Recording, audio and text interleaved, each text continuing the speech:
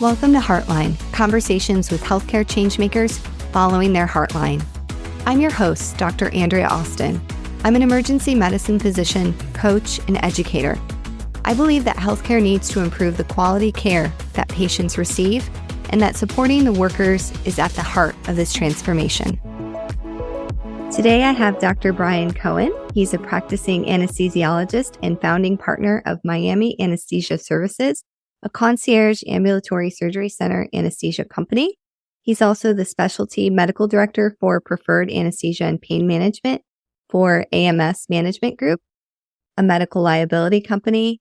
He's also chief medical officer and co-founder of Adaptrack, an AI-driven practice-savvy nudge platform for physician teams to tackle risk blind spots and unlock efficiency opportunities. And he's chief medical officer of CMEfy and Learner Plus. Woo! That is quite a list there. It's been gathered over years. Well,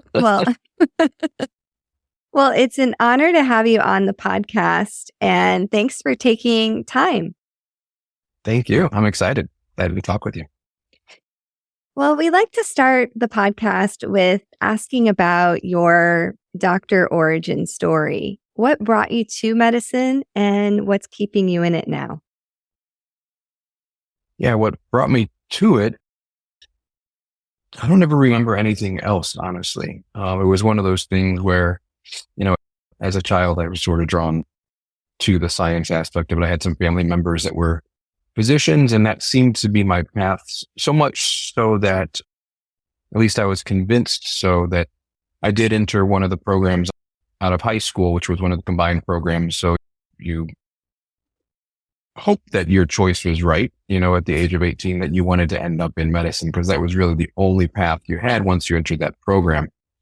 Once I went through, anesthesia residency, I sort of found myself in this path that now I see, but I didn't know then, of trying out all those different types of practicing medicine, meaning, I saw we all see the academic world in residency programs. And I saw, the private practice, small group, large group, employed anesthesia group, and then probably being exposed to all of those and sort of picking what I liked, what I didn't like, what I thought worked, maybe what didn't work, led me to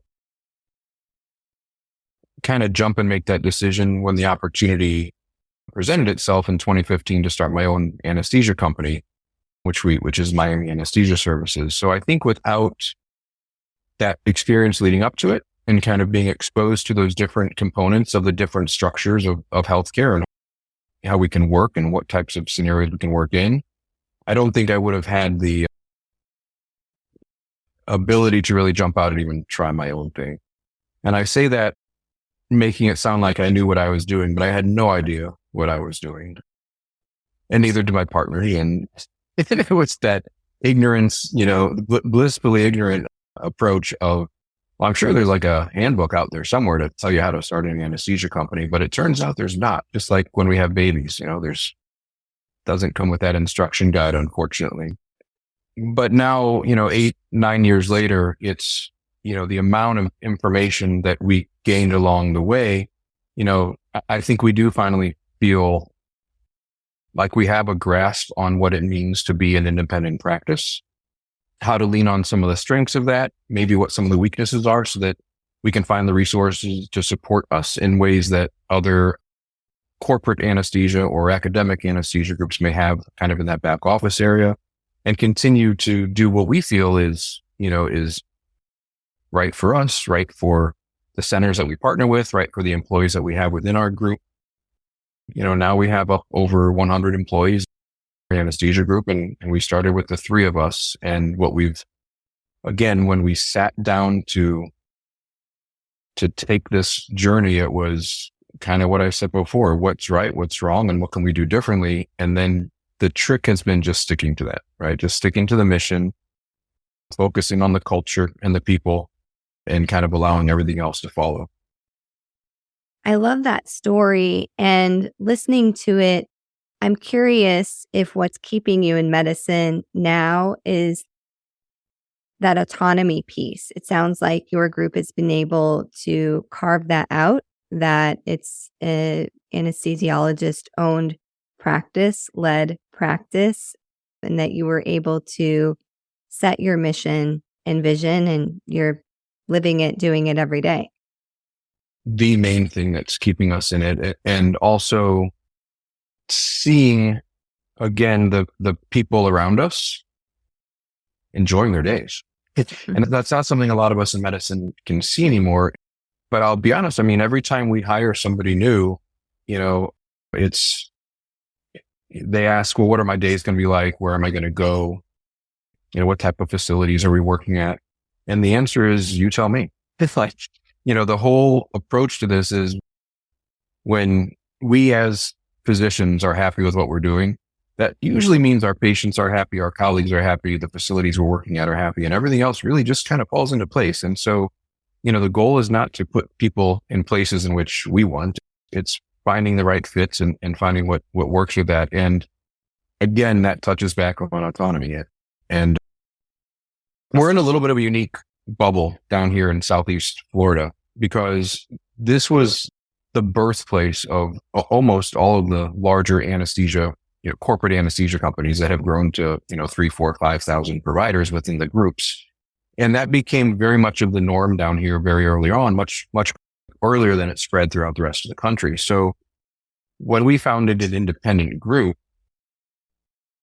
it was, not only was it intimidating, and we were constantly questioning, why aren't other people doing this? Like, are we doing something wrong here? And now you started to see the shift in clinicians, physicians, surgery center facilities, hospitals, really all of the stakeholders within this, healthcare community that we work in, kind of going back and finding that value again in, I'll use the word autonomy again, but it's really that what's motivating us and where do our incentives lie? And not to get on a soapbox about the private equity world within healthcare, but that has come up in a lot of our conversations where very openly these hospitals, health systems, even down to the physician level, said, we don't like that being out there as the motivating factor. We want to bring it back to all of us really being aligned and moving in the same direction and motivated by the same things and incentivized by the same things. And I still think what we've seen now is that independent practice is actually one of the few structures that allows for that type of alignment to happen. And I don't say that in a, global sense of the word, where in every situation that's the right answer. But because I think we ended up in that unique niche down here of kind of sliding in between all the larger companies, it stands out a little bit more maybe elsewhere than it would, other parts of the country. And that's really what we've stuck to. Yeah. Well, I think this is a really encouraging story. And I've heard for other reasons that anesthesia kind of went through a lot of the same issues that emergency medicine went through. And perhaps anesthesia, again, is kind of in this different cycle. Are you seeing a trend towards more independent groups, or the corporate behemoths still large and in charge? There is a shift going on. And it's funny you say that, because I was sort of told early on, and then I've kind of watched that wave happen, is anyone in healthcare knows that everything is cyclical in our world, right? And I don't know what it's 5-year, 10-year cycles, whatever the magic number is. I think if we knew that, we would all be retired by now, because we would have ride that wave in a better way. But it's cyclical, but it's also cyclical by specialty, right? So something that happened in the anesthesia world maybe is just starting to happen in the derm and in ophtho world, and these different structures are going into place in different specialties at different times. But I think you're right. ED and anesthesia, I probably put radiology in there a little bit too, have sort of aligned with whatever our cycles are. We have seen, especially in South Florida, throughout the rest of the state and throughout some of the Southeast areas of the country specifically, a shift to move away from some of the larger corporate companies, not because of quality of care, often because of some of the lack of transparency in the dollars that are being needed to be allocated to provide services there. And what you're seeing is a lot of these hospitals and health systems looking to take it in-house. And, I started to ask myself, well, why? Like, we saw this happen before and it didn't work. So why is it going to work now? And I think a lot of what made it fail in the past was certain departments moved in-house under a hospital, but then the hospital assumed ED, anesthesia, radiology is managed the same, billed the same, everything's the same as maybe a internal medicine or hospitalist or surgeon specialty.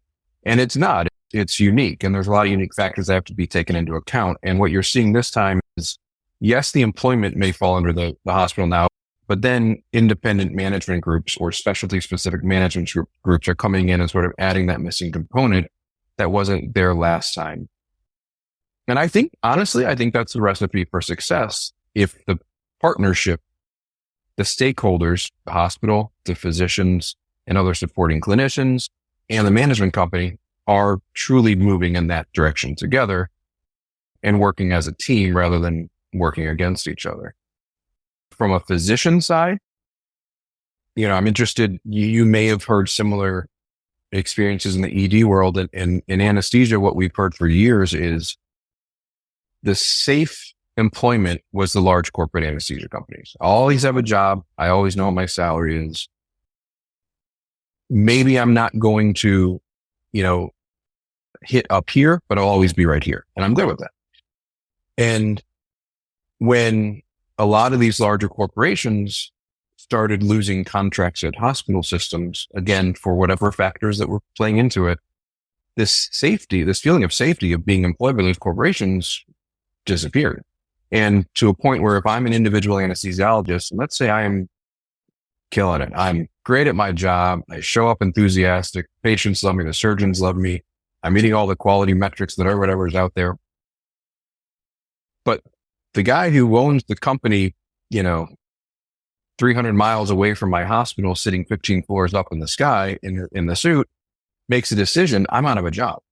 And there's a huge disconnect there about my performance and what my day-to-day reality is. Now, if I'm employed by that hospital, there's a much better chance that my performance will be tied to my security. We're all very type A. We like to know what is happening, that we're secure, that, what the expectations are and how we can meet them. And that's actually part of this model now that you see.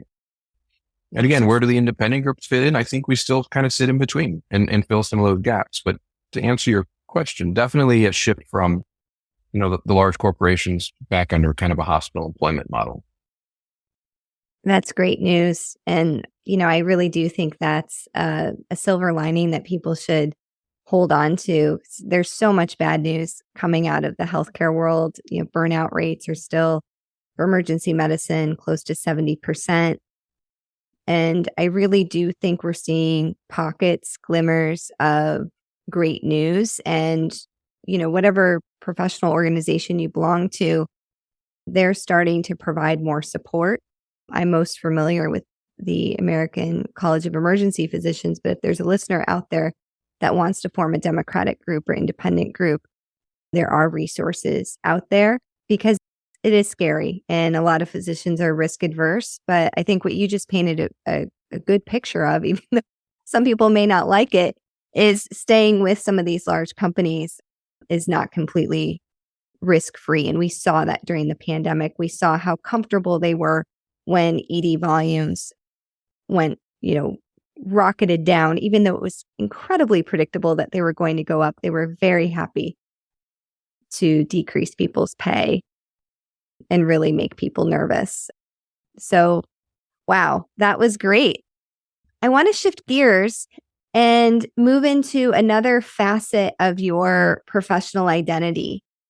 So you're practicing anesthesiologist, but when I read your bio, I'm getting an entrepreneurial vibe as well. So can you tell us about your roles at CMEfy and Learner Plus? What are these companies and how did you become involved? First of all, entrepreneurial role. I hate risk. I didn't want to. You're an anesthesiologist. That's right. I know. This was not me. I had no idea that this would that I was going to find this passion. And I will say the only reason that I was able to speak with one of my anesthesia partners back in 2015, who I had never met before, we talked for about 2 hours on what the plan was to start a new company. And I walked upstairs and told my wife that I'm quitting my job that I'd been at for 8 years and starting a new company. And she said, okay, like that. And I think that's the only reason I took my first step into entrepreneurship, was because she was just supportive, and she's way more relaxed than I am. But I will say, once I tasted that, and once I saw that we could literally sit in a room with like-minded people, or people that I didn't agree with, and say, okay, here are the ideas, here's the mission, here's the statement, here's this path we're going to go on. It could work, it could fail, we have no idea, but let's go for it. And then all of a sudden you saw it work. That was like, that time you go to the casino the first time and you win and you think it's going to happen every time. Great feeling, not realistic, but it opened me up to that world, and I love it. And I don't think there's any opportunity or amount of money that could be put back in front of me to say, give that up and do this again. And I would go back to it.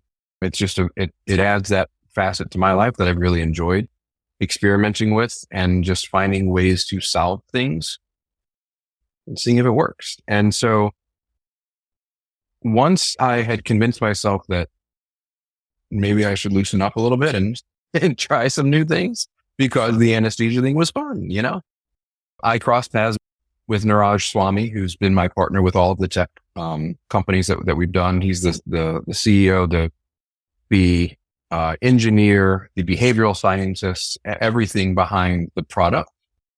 We just have a working relationship that's been amazing. And that's what's fostered my ability to continue to find ways to solve problems in the health space. And what I've loved about him and working with him is his interest has always been using technology to improve human behavior in a positive way.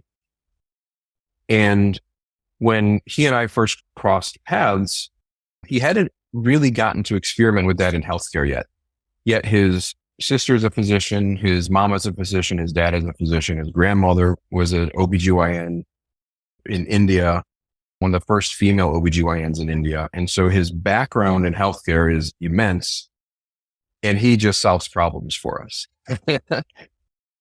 And so when he and I started working together on that, we started using some of the ideas and things he had tried in other aspects of business and entrepreneurship, but applying it into the healthcare world. And really, one of the first things we noticed was, when this was back in 2018, 2019, there are so many health tech companies and there are so many products, but there were so few of them that focused on making the physician's life better. It was all about, let me use this to get patient information, or to help the hospital collect, more money, or to solve this or do that. So few of them were focused on making our days or lives better. And that was really the first product we set out to do, was on the risk side. And then it sort of blossomed out from there with the other opportunities. I love that story. And I feel that pain a lot, that I think physicians, I can't remember the last number I looked at, but we're a small group. So when you look at, other groups, nurses, even, just various allied health, we are definitely small. We have a huge value to the system. But I think when it comes to people starting businesses, sometimes the market share for physicians is small. It is. I mentioned we started in 2018, which means we existed during the 2020, 2021 years. It was interesting to watch that shift as you mentioned, the numbers may be small, but our impact is huge. And that impact, for the first time, probably in our careers, those images of people standing out on the balcony, clapping for physicians, walking into the ERs, right? And to do the jobs in 2020, it was kind of like this snapshot in time where it was very interesting to have a product that was focused on improving physicians' lives when everybody in the world was actually appreciative of what we were doing, and we're also trying to improve our lives. Now we're in 2024 and reality has sort of set back in, but that's what drives us to keep that focus also, because we saw that happen, right? And there was something special about it. And I think it definitely touched us, as physicians who were practicing at that time. And it definitely, as much negativity as that was happening around us, I think that made an impact on us continuing to go in every day and do what we were doing. So we can keep it going. We don't need people standing on balconies for us, but we can continue to find ways to help each other, to learn with each other, to make each other's lives a little bit better. We should. Yeah. The through lines come back to, my research on change makers and organizational psychology. Literature that's not specific to physicians say that in order for people to be fulfilled, they need autonomy, belonging, and competency. And so when you look throughout your career and biography, you can see those themes emerge. The emergence of a democratic or independent group, what you just talked about right now, the sense of community and caring for your colleagues. And then, I think a great segue now is let's talk about CMEfy and Learner Plus, because I think that's going to get at that competency piece, which I know, and we've had conversations before, is really important to you as well. Yeah, absolutely. Well, you just psychoanalyzed my whole career. I'm so impressed. And I think you're right. God. So yes, when we first started with Adaptrack and found the benefit and the value of creating reward for engaging with information, with Adaptrack, that information happened to be on decreasing risk and medical liability.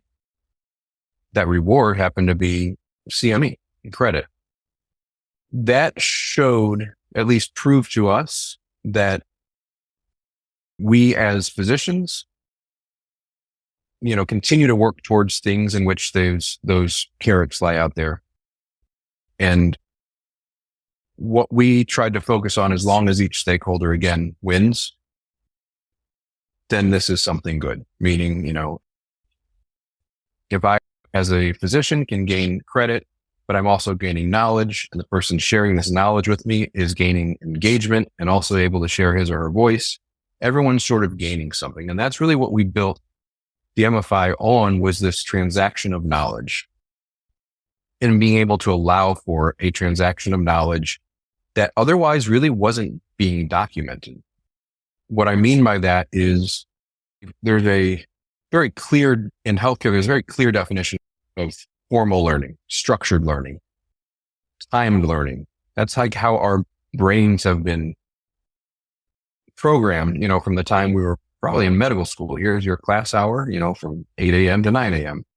You get into residency, go to grand rounds from 12 p.m. to 1 p.m. That's worth 1 credit, right? So even moving out into practice, this has sort of followed, and there's huge value in that. And there's nothing where that should not continue to exist.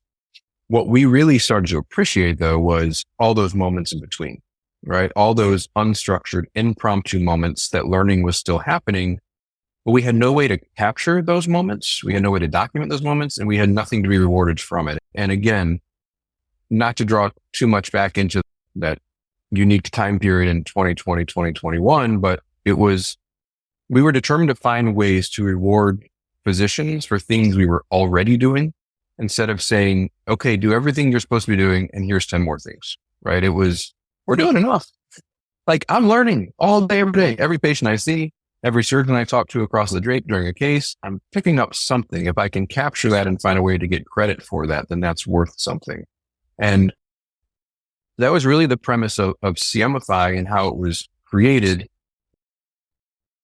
What we've evolved with over time is, again, we took a system that was fairly, in our opinion, somewhat antiquated, needed a little bit of a refresh, if you will, and pushed it a little bit each time. to allow for a little bit of innovation to be brought into that space. And what has evolved from the founding of CMEfy until now, are new activities, updated, accreditation and reviews and updated products that have allowed us to take that whole platform. And again, I'm going to use the word autonomy again, but push it into more of an autonomous type scenario where now literally every clinician anywhere, everywhere can hold this Learner Plus product in our hands. We decide what learning is happening, what is learning. If we are able to reflect on this learning, make meaningful connections on the platform in the form of a reflection, we generate credit on my time, on things that I find important or relevant to my practice. And it's really about taking all of these ideas and concepts and conversations and applying them to myself, to my own experience, to my own practice. Because one of the things that I found very interesting, tying this back to when we founded our anesthesia group, back in 2015 and now 9 years later, how do we as physicians gain knowledge and take action on that knowledge, and how do we apply it to our own practices? Totally different. It's totally different. And, again, I mentioned I thought there was going to be some playbook on starting an anesthesia group. No, there wasn't. But now there are so many conversations happening between independent practices across the country. It could be a podcast. It could be, somebody posting a blog. It could be somebody within the ASC organization that we work with nationally had an experience out in California Surgery Center that may be very relevant to what I'm seeing down in Miami and Fort Lauderdale Surgery Centers. And these bits of information that are coming from peers, colleagues, voice leaders like yourself that have the bravery to put their voice out there, I can now pick it up. And if I start integrating into my practice, again, it's not the next chapter of the textbook. It's not the next monthly journal. It's not even the next annual, ASA conference. This is happening 24/7 in healthcare. And it's the sharing information that we now really can find from our peers, from our colleagues. And that's what's allowing us to move at the speed of which healthcare is emerging these days. And we've leaned on that in a huge way in our own practice. And I've used Learner Plus to do it. Everybody holds their account, and we all come from different backgrounds, right? And maybe some of our CRNAs were working in Bascom Palmer Eye Institute, and they saw something happening there that they really think we should integrate into one of our Eye Institute surgery centers. And they can share that with the group, and we can all read that, reflect on it, earn credit, and essentially document our learning from it. So there's a lot of ways in which it, again, just supports both that, really all the factors that you just mentioned, and the autonomy and the learning and the independence. So can you make it a little bit more granular for the listeners? I want to come back to the reflection piece, but how do they get Learner Plus? So anyone can sign up for Learner Plus on the website, learner.plus. And there are a couple ways in which individual clinicians can and will engage with this. If they are part of larger organizations or some of our partners and champions, they may get a coupon code from those individuals and those organizations to get either a discount or a Learner Plus on their account on their behalf. If you are coming in as an individual, you can purchase a Learner Plus account for $50 per year. That gets you unlimited reflections and what translates into unlimited CME or CE credits during that year. The way you earn a credit is by the reflection, like you mentioned. Now, what I mean by that is we do not, and we have never accredited content. So we bring an accredited activity to learning moments. And if clinicians can take those learning moments and on our platform, engage with this reflective practice behavior, and there's content present on the platform that describes and teaches what reflective practice is, which is really just making those meaningful connections and reflecting on them and applying them to your practice. Our engine essentially walks those clinicians through a few prompts to allow them to reflect in and apply that knowledge forward, kind of a second tier thinking, assess those reflections and earn a credit. Again, this could take a matter of minutes. On average, you're seeing about 5 to 7 minutes, people engaging in this reflective activity, but it could come from a 3-hour lecture. It could come from a 3-minute spark. It's about that spark of learning that sort of prompts me to apply it to my practice and walk away with a credit. Yeah, I think this is so important. And for some of the listeners that might be thinking, well, I always go to the annual conference and I always have plenty of CME. I would still encourage them to try out Learner Plus. And it's really based on the other research that I'm doing right now and all the reading I did as I wrote my book. Having a fulfilling practice in medicine comes from meaning making. And so what you're describing a lot of is you're making meaning of moments. We've all had, a clinical case where you're like, wow, I'd never seen that before. Like that was unique. And then trying to make meaning of that. Like, was that just a, random event, or is there actually a syndrome or something that would have explained that? So that's the type of thing that you could go into Learner Plus and reflect on. And it's going to do two things. You're going to solidify more of your own knowledge, which physicians are already highly motivated to do that. But my hypothesis, and I'm curious if you have any data to support this, is what we know from like qualitative research, helping people to have moments where you slow down and reflect can actually help with emotional regulation. And again, with this slowing down to say, that was a really hard case and that was a strange thing that happened. But, I did a good job, or I did the best job that I could. And I'm learning a little bit more that I think I'll be able to do this better next time. 100%. Yes. And most of the research that we had built this on really came out of the UK, and a lot of the focus of the NHS and reflective practice. And reflection within healthcare is a huge part of their, what we call main ethics certification process, is a huge part over with the NHS physicians, because they have found, a reflective physician is an effective physician, because again, it's how we integrate that information and apply it, right?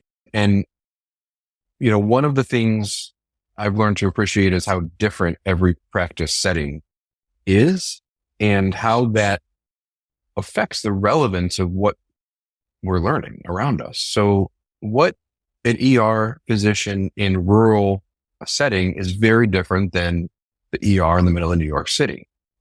Expand that statement out across every demographic, across every setting within the US. And it's just, we all have very unique working situations, patient populations, colleagues around us, team-based behaviors.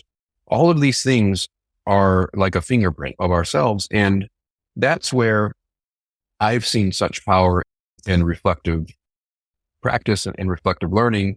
And we've leaned into that a little bit in how we can take that on an individual level and turn that back for you into your own learning transcript, essentially. So one way that we've tried to quantitate some of this more qualitative information is by leaning on our engine to analyze, both at a high level and a more granular level, what am I thinking? Make sense of all of this stuff that I just put down? Because if you think of it over, say, that 12-month period, maybe I've left, 30 reflections. Some have been interesting cases I saw. Some have been maybe a conference I went to, whatever it may be. I'm leaving free text thoughts, and I'm being prompted to pretty much say, what did I learn? And then how am I applying this? And maybe in some of these prompts are, okay, I get what you just said. Consider thinking about it from this angle. Have you ever done this or seen this? And put down your thoughts there. So it's really forcing you to sort of take it to that next level of thinking. And all those reflections live in my own personal learning journal. And at the end of the year, I can go back and say, okay, who am I right now? What am I learning? What am I focusing on? What is my sentiment around certain topics? What are the clinical keywords I'm leaning into the most? What are some of the gaps that are being analyzed from things that I'm missing that this engine is able to essentially draw out just from the free text thoughts that I've put down? And now I'm able to go back just on a personal level and say, okay, here's where I'm focused, but here's maybe where I need to kind of lean in a little bit more. From an educator point of view, also, I can share this back with program directors or other individuals that may take this again at an aggregate level and use that to sort of shape some of the educational experiences going forward based on information about what they gained from those reflections over the past. So, it really opens it up to not just putting my learning down, but also learning about myself. That's part of reflective practice. And like you said, the biggest data piece that we've pulled away with it is less so on maybe outcomes, but more on just, do we do this as physicians? Will we do this? And again, the engagement that we've seen and how it's evolved, even over the few years that we've been building these types of platforms, we've gone from averaging about 16 words for reflection to 25 words for reflection. And now we're averaging over 40 words per reflection.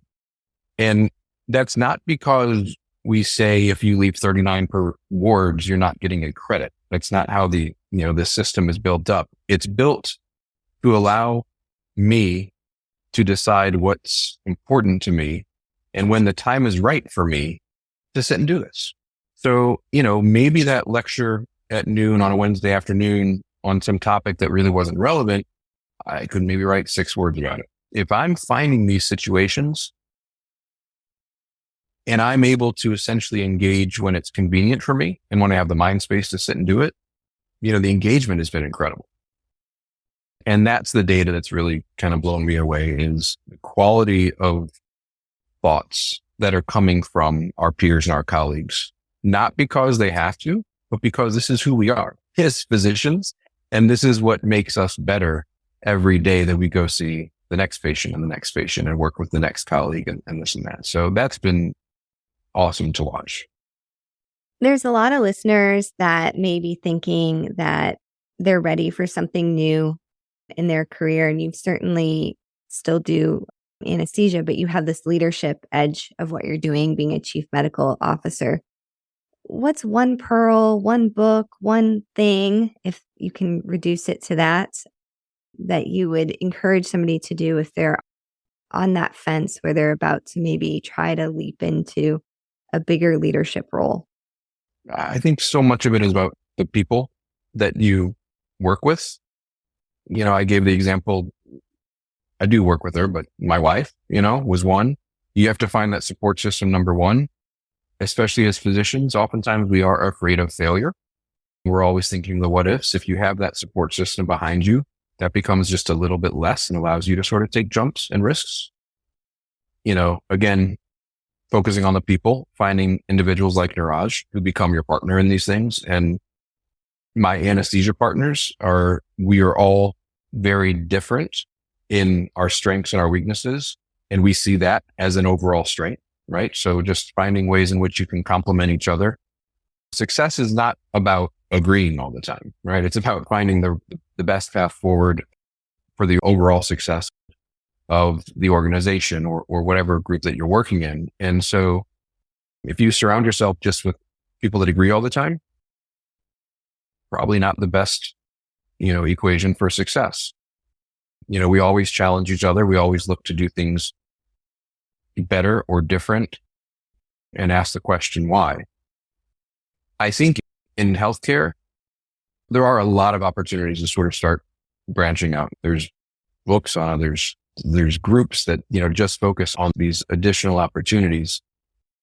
And as a group, we're such unique thinkers.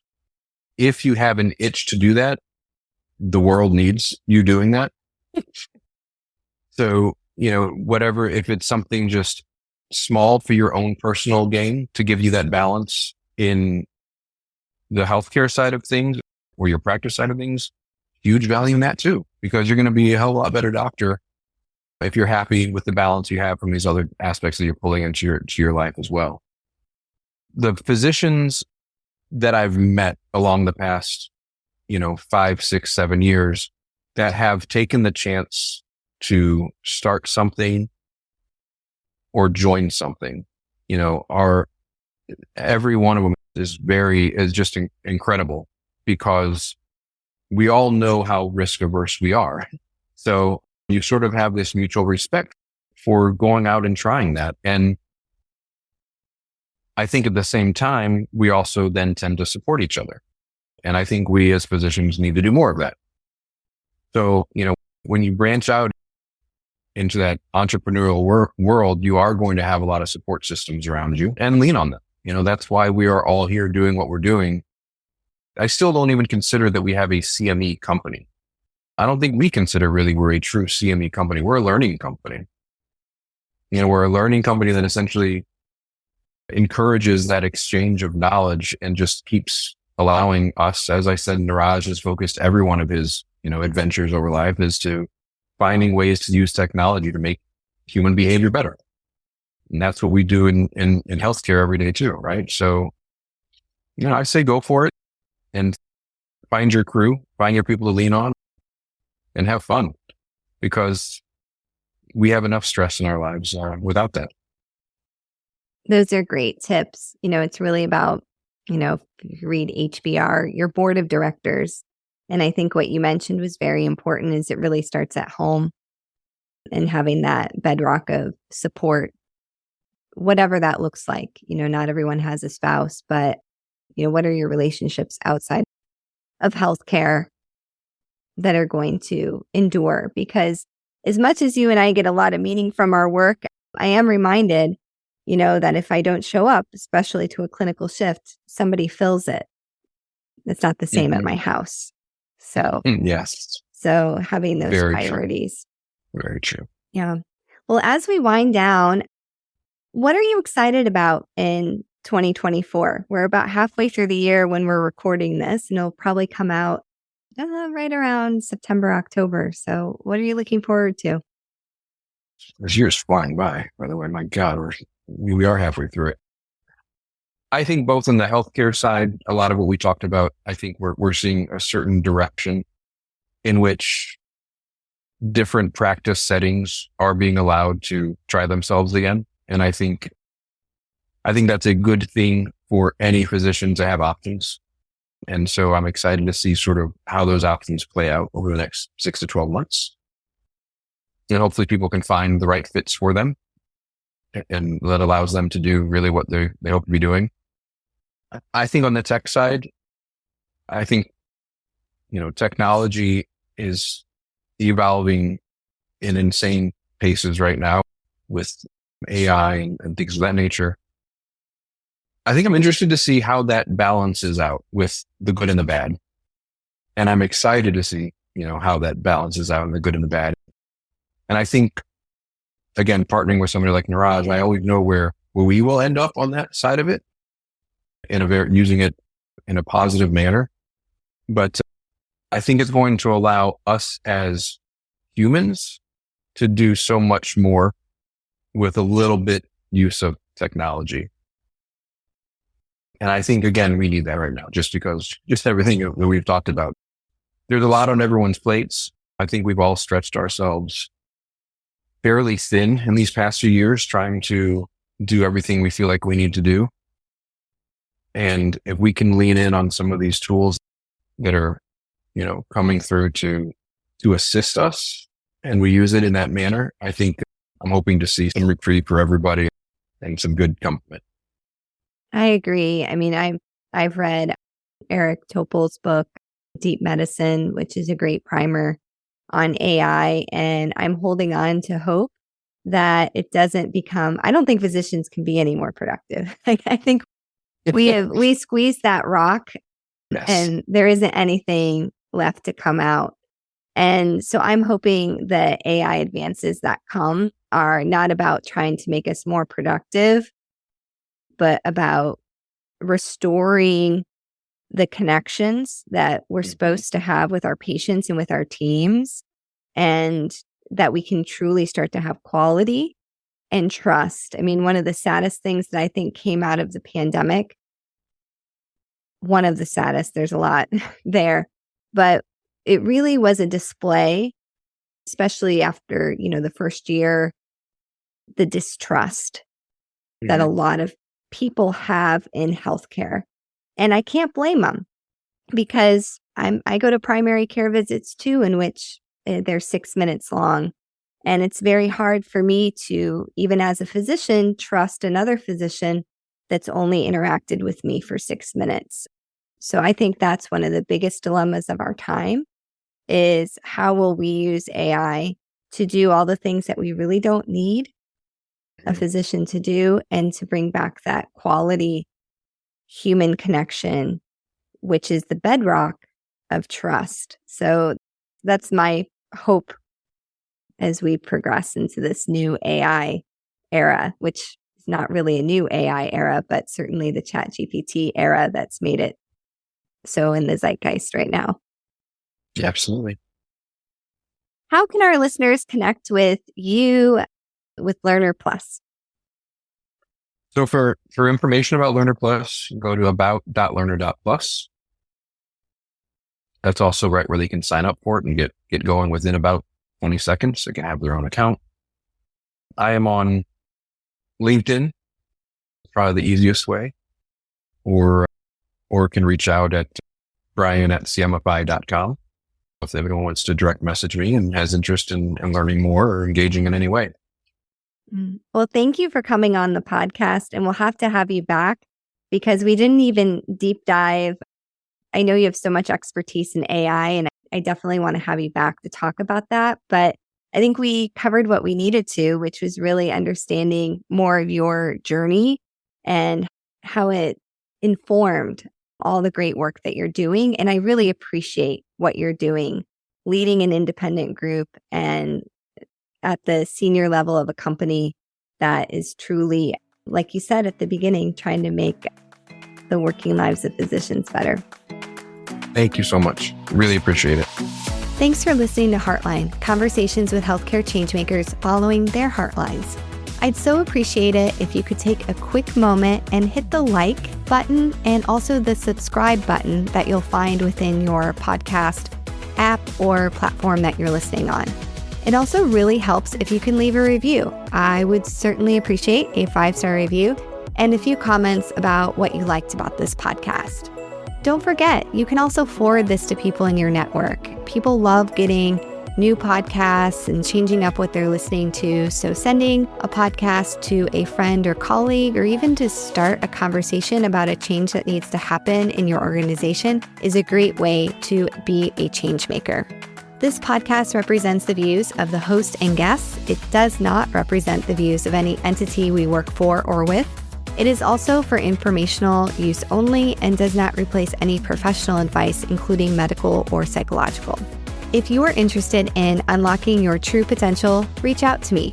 If you're an organization interested in supporting the well-being of your people, I'd love to connect on innovative solutions. Schedule a strategy session at AndreaAustinMD.com.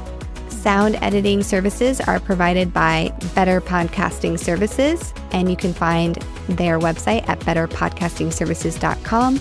And I'd also like to thank our future Dr. Caitlin Din, who is the production assistant for this podcast.